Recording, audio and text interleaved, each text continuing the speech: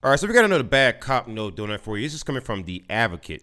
The Advocate, and by the way, guys, great name, great name, great name. Ex-BRPD narcotics detective faces third arrest, this time for lying in police reports. So this guy is going to be arrested for a third time. A former detective with the Baton Rouge Police Department faces his third arrest in recent months, this time for lying in police reports amid an ongoing corruption probe into the entire narcotics division, officials announced Monday. So actually, this is going to be a bit of an update because I do remember covering this story too. Because again, I covered so many bad cop note donuts that I don't remember every single last one of them. But this is going to be actually an update now that I'm actually going over the actual article here. Jason Acri resigned from the department earlier this month following his second arrest. He was expected to turn himself in later that noon on the following new charges: making false statements in the affidavit, perjury, maintaining false public records, and malfeasance in office. He was previously arrested for possession with intent to distribute marijuana and obstruction of justice. So I think that the charge for marijuana is a little ridiculous, but again, these people charge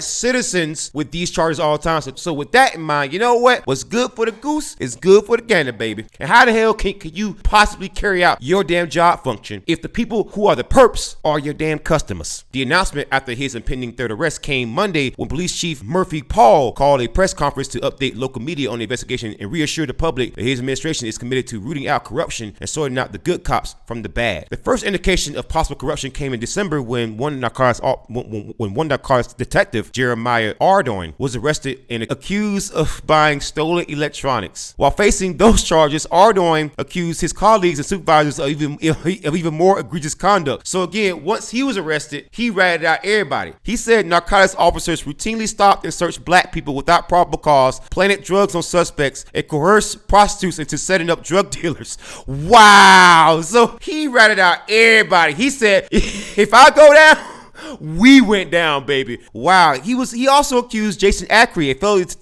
detective, of stealing marijuana from the evidence room. BRPD internal investigators were able to corroborate that claim, and Acri was arrested several weeks later on possession with intent to distribute marijuana and malfeasance in office. So again, if that claim was true, if the claim that this man was stealing weed and selling it was true, then what does that mean for these claims? He also said now, narcotics officers routinely stopped and searched black people without probable cause, planted drugs on suspects, and coerced prostitutes into setting up drug dealers. Some detectives were padding their paychecks with massive amounts of overtime in the months leading up to the ongoing turmoil. Detectives accused of wrongdoing were clocking on average over 60 hours a week last year, some more than doubling their base salary. So again, not only were they allegedly slinging dope, not only were they allegedly planting drugs on people, pulling over and stopping black people without probable cause, and using prostitutes, coercing prostitutes into setting up drug dealers, but apparently they were also trying to steal goddamn time, clocking over 60 hours a goddamn week. That payroll data, which was analyzed and presented in a recent Advocate article, adds to a growing pile of evidence that suggests the narcotics division operated largely in a bubble without much oversight until the recent scandals came to light. If that's all true, then it lets me know the problem is so deep, and maybe the whole department itself, maybe the entire Baton Rouge Police Department should be disbanded.